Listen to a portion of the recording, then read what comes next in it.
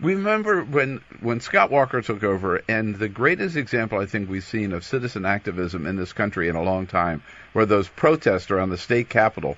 Remember Ed Schultz go out there with broadcasting from there, protesting what the state legislature and Scott Walker were trying to do. We saw all of that, and they developed into singing protests. Well, back in 2013, one of our buddies in the afternoon, Dom Salvia, gets arrested for taking pictures of the people singing protests in the Capitol. We pick up the story from there, and Philip Dominic Salvia, co-host in the Afternoon Devil's Advocates, joins us on our newsline this morning. Brother Dom, how are you?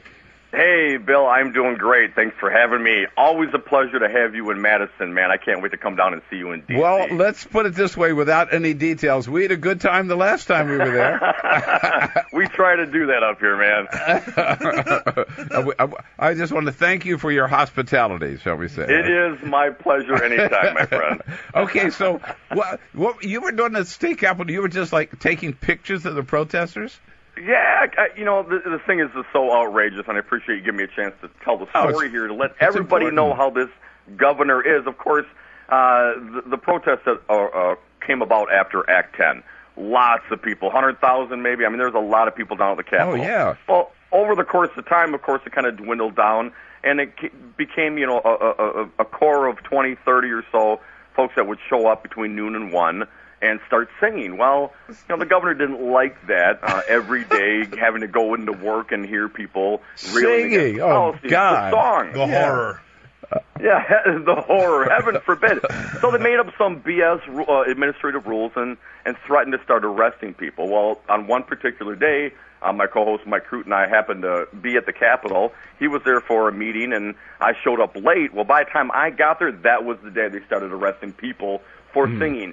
Elderly, 80-year-old women, old veterans, minors, anybody who they thought was breaking their rules, they arrested. Well, I voted for Scott Walker in the recall. Of course, my audience never lets me forget that. So I figured, well, I'm going to go in, observe. I'm not protesting. This isn't my fight, but I'm going to see what's going on. I walk in, literally, guys, 9 minutes from when I closed my door, about a block and a half out of the Capitol, to when I was in handcuffs. I walked in, took a couple of pictures, and I could feel them coming from the right in about 4 minutes. And no doubt, guy walks up to me, officer says, excuse me, you're participating in an illegal event, which of course I am not, wasn't singing, wasn't my battle, was taking pictures of those who were exercising their rights. And they proceeded to arrest me, handcuff me, and cite me for doing absolutely nothing. Whoa. Well, Unbelievable. I went and got the best damn attorney I could find here in Madison. Good for you. Jeff Scott Olson. We settled this week $75,000 for my unconstitutional arrest from a paranoid governor here in the state of Wisconsin. Well, congratulations. And by the way, you know what I really admire is that you didn't roll over and take it, right? You decided to fight back and make a statement about this outrageous practice there of arresting the protesters. But how many others were arrested, and how many others have sued? And is this the end of it, or is this still going on? This is still going on. Mine was a little bit different than the other protesters, the other singers, because, of course, I did not, quote-unquote, participate. Right, yeah. Right. So this is the first case as far as I know. There are a couple others, but this will be the lead. Jeff Scott Olson, the attorney, will now, I believe he's working on a class action lawsuit. I believe he has about 75, putting the word out for others, of those that were arrested under unconstitutional rules, and they will file a class action lawsuit as well. And having settled in your case, it looks like they're going to be under pressure to settle for some of the others, right? I would think. You would think, but you listen to some of the conservatives around town; they're not real happy. Apparently, if you have long hair and you hang out at the Capitol, you're a hippie freak and deserve to be beaten with hoses. I don't get it. But to your point, though, one of the reasons Trudy and I started doing this show, Bill, is because, number one, we want to have a good time talking about life and politics. Which you guys do. Yeah, that's kind of the point. But number two is to shine a light and make a mockery of those that are deserving of it in politics. And in the state of Wisconsin, as you know, Bill, this is just ripe for it. And there was no way in hell I was going to roll over on something that I absolutely did not do. I should never have been arrested, and the settlement proves it. Now I can call Mom and see, Ma, I told you I didn't do anything. Now let's not lose sight of the fact, Tom, that these are taxpayer dollars, right? That they're using to for you, right? To reimburse you and any other settlements that they're going to have to end up paying. So.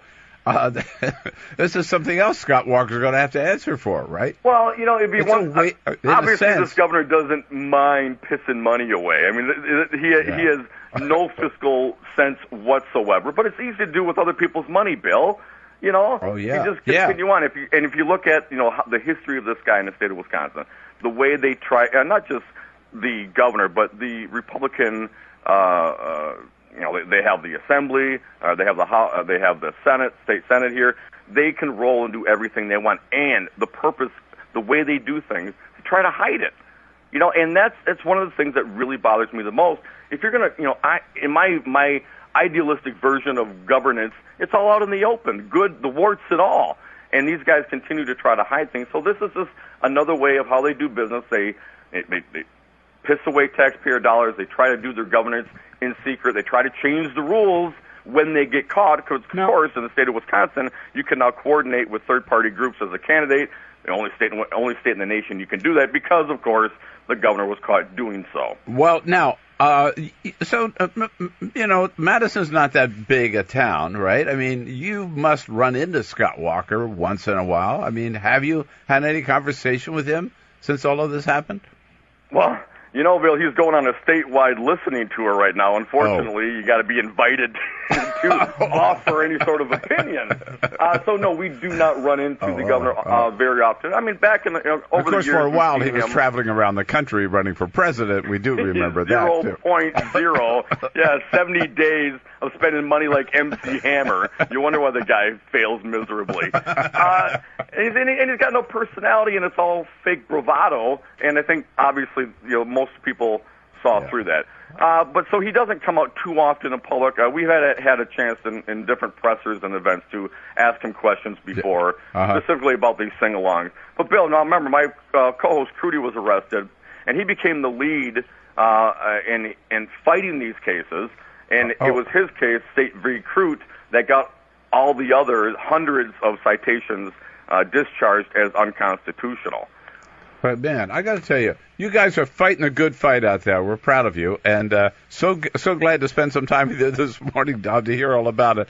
Say hello to Crudy and all the gang at 92.1 The Mic for us, and we'll get out there and see you again soon. If you guys ever come to Washington, you got a big welcome mat waiting for you here. All right, man. We will absolutely take you up on it, Bill. Thanks for letting us talk about it. All right. Philip, Dominic, Salvia, Dom, and Crudy, co-host of the Devil's Advocate radio show on 92.1 The Mic out in Madison, Wisconsin.